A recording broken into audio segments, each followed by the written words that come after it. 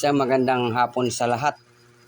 Sa lahat ng ating mga subscribers, sa lahat ng ating mga followers, sa lahat ng ating mga mahal na manonood saan man po kayo ng panig ng mundo naroroon. Isang magandang hapon po sa inyong lahat.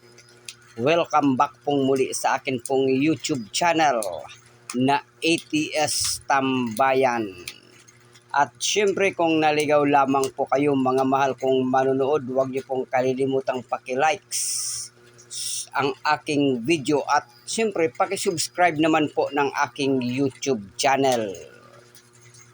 At huwag niyo pong kalilimutang mag-comment, then hit the notification bell para updated pa po kayo sa mga susunod ko pang gagawing mga pagluluto. Ayan, umpisahan po natin mga mahal kong manonood sa paghihiwa ng langka. Ito po yung langka mga mahal kong manonood na bubot pa siya. Yung buto niya ay hindi pa matigas. Dahil ang lulutuin po natin ngayon ay lauya. Ayan, lauyang baboy. Karning baboy. Hindi po yung baboy. Yan, kailangan po nating tanggalin mga mahal kong manonood yung pinakagitna nung langka.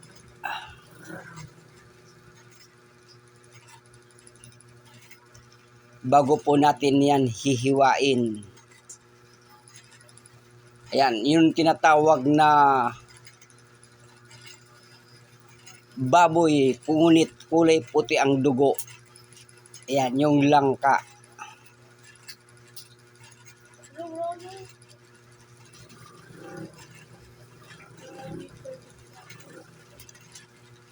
Kita nyo naman po mga mahal ko, tinatanggal natin yung gitna niyan. Yung tawag sa amin yan ay baludbod.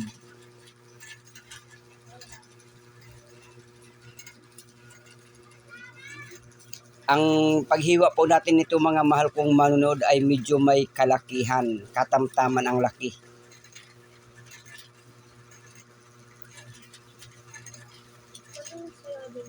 Di katulad po sa gulay na medyo pino. Medyo pa-cubes po siya. At syempre mega love shout out po sa inyong lahat mga mahal kong manonood at marami pong salamat sa patuloy po ninyong pagsuporta sa akin pong YouTube channel na ATS Tambayan. Ayan, tapos na po mga mahal kong manonood yung ating sinagawang paghihiwa ng langka. Yung bunga ng langka. Ngayon naman po ay yung sibuyas ang ating gagawin, yung ating hihiwain. Ayan, paki-comment lamang po mga mahal kong manonood para mas lalo pa pong i-share ni YouTube yung ating video. Tapos na po yung sibuyas. Ang isinunod naman po natin ay yung bawang na kailangan pa nating dikdikin habang may balat pa. Pag nadikdik, tanggalin ang balat bago natin hiwain.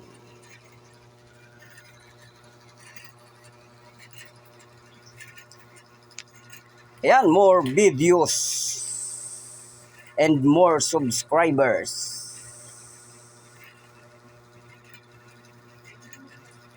At syempre, maraming salamat po.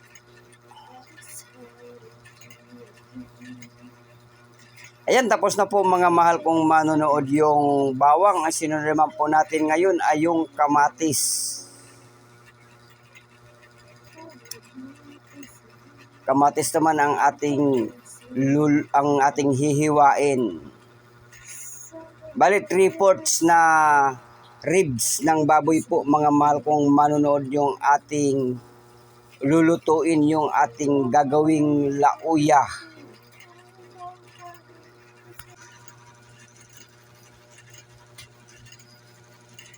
Ayan mga mahal kong manonood, tapos na po yung ating isinagawang paghahanda o yung preparasyon sa mga ingredients. Ngayon naman po ay magigisa na tayo mga mahal kong manonood. Ayan, naglagay na po tayo ng mantika sa kaserola.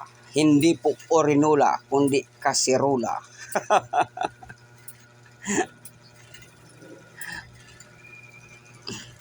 Hintayin lamang po nating uminit mga mahal kong manonood.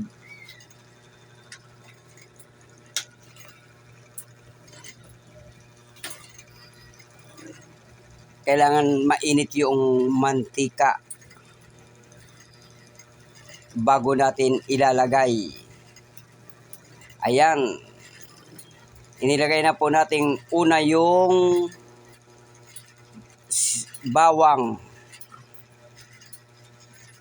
At isusunod po natin sa bawang ay sibuyas. Depende po na lang sa inyong mga mahal kong manonood kung alin po ang inyong uunahin.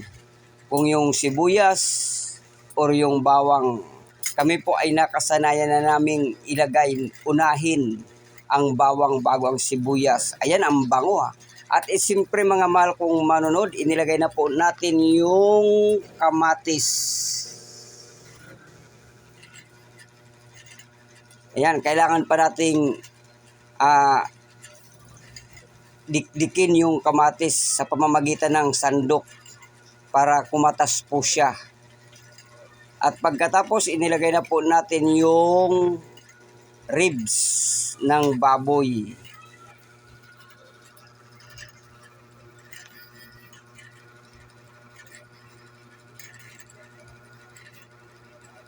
Para kumatas na rin po mga mahal kong manonood.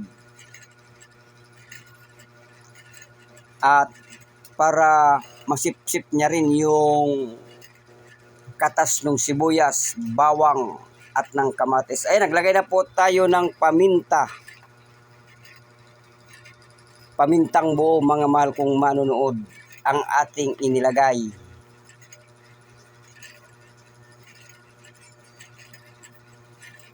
Mega love shout out po sa lahat ng nanonood ng ating video. Maraming salamat po sa inyong lahat. Ayan, pagkatapos nating ilagay mga mahal kong manonood, haluin natin yan para maging pariho o maging pantay ang lasa.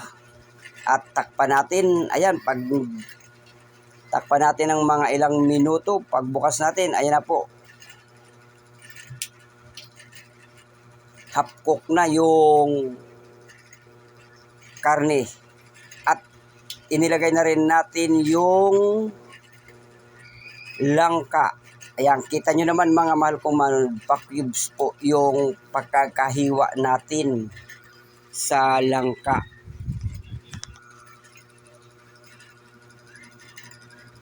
Mas maganda po kasi mga mahal kong manonood, ang ilalagay natin na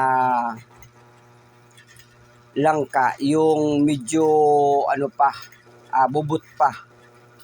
Yung ang laman niya, yung ang buto niya po ay medyo tubig pa. O yung tinatawag na sipon pa yung buto ng langka.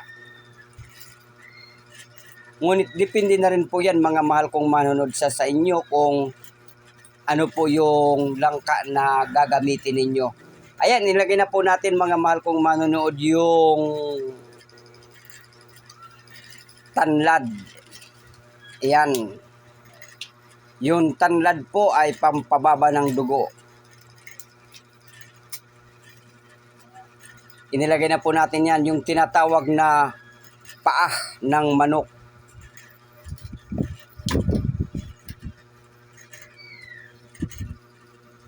At nagdagdag din tayo ng konting tubig.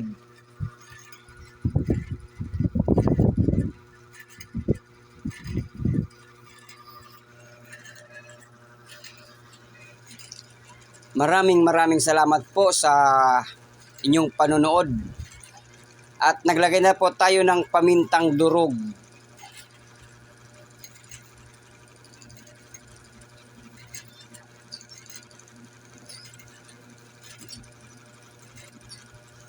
At syempre hindi po nawawala yung ating seasoning. Magic sarap.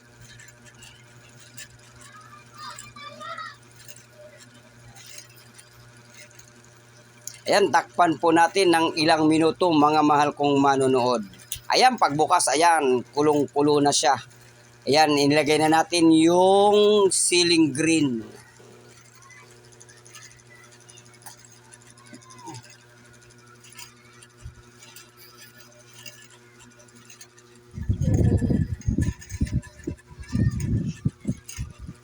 Ceiling green ang ating inilagay.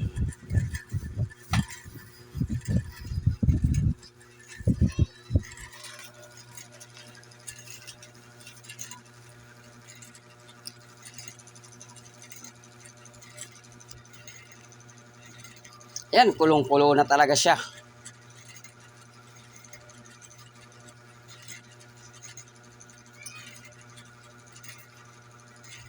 Yan, kita nyo ng mga mahal ko manood, iba na yung kulay nung sabaw. Naglagay na rin po tayo ng pampaasim. Yung sinigang.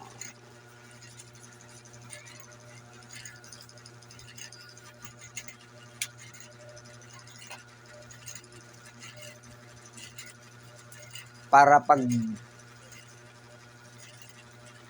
tinikman po natin yung sabaw, ay kikiligin po tayo.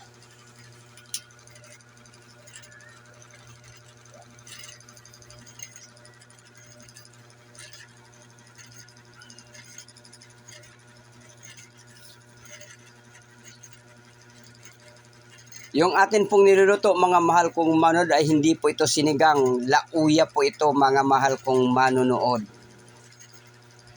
Pwede nyo po itong gayahin.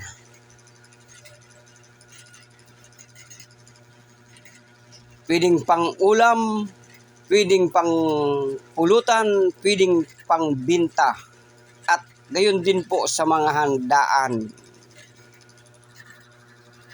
Ayan, kitang-kita nyo na po mga mahal kong manonood. Kulong talaga masyado sa sobrang init nito.